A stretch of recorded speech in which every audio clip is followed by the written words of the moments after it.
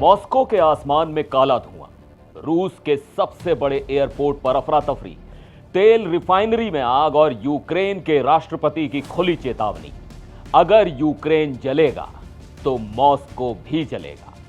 4 साल से ज्यादा समय से चल रही इस जंग में अब यूक्रेन ने रूस की राजधानी के दिल पर ऐसा हमला किया है जिसे पिछले कई सालों का सबसे बड़ा ड्रोन अटैक बताया जा रहा है। नमस्कार, मैं हूं सिद्धार्थ प्रकाश।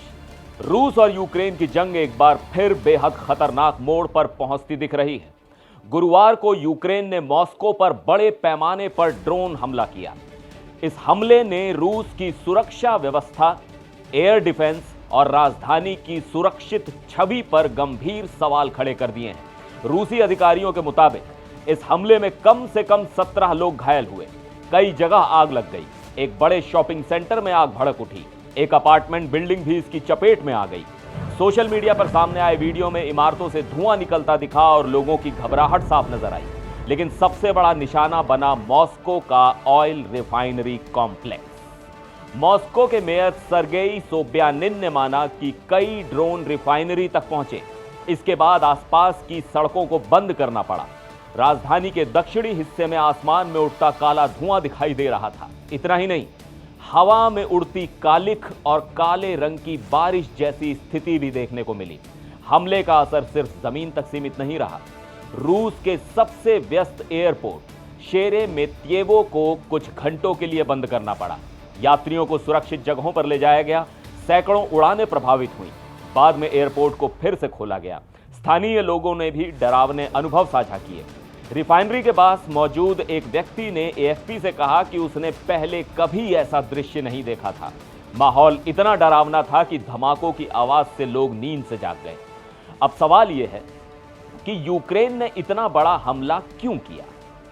यूक्रेन के राष्ट्रपति वोलोदिमीर ज़ेलेंस्की ने इसे पूरी तरह जायज जवाब बताया।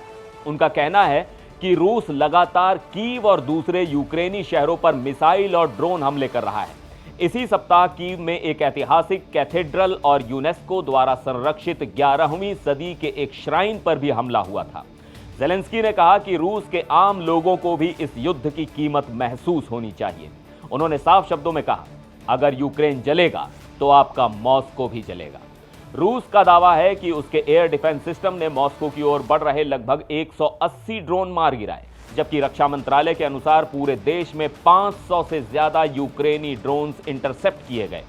दिलचस्प बात यह है कि यह हमला ऐसे समय में हुआ जब राष्ट्रपति व्लादिमीर पुतिन कजान शहर में आसियान देशों के नेताओं की मेजबानी कर रहे थे। Thailand, Vietnam, Cambodia, Laos, Malaysia, Singapore और फिलीपींस के प्रतिनिधि वहां मौजूद थे। लेकिन पुतिन ने अपने शुरुआती संबोधन में इस हमले का कोई जिक्र नहीं किया।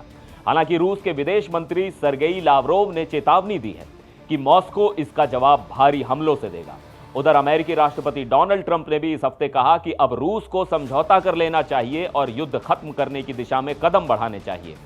4 साल से ज्यादा पुरानी ये जंग अब सिर्फ सीमा तक सीमित नहीं रह गई है। दोनों देश एक दूसरे के रणनीतिक और आर्थिक ठिकानों को निशाना बना रहे हैं। ऐसे में सवाल यह है कि क्या यह हमला रूस यूक्रेन युद्ध को और खतरनाक स्तर पर ले जाएगा? अपनी राय कमेंट्स में जरूर बताइएगा।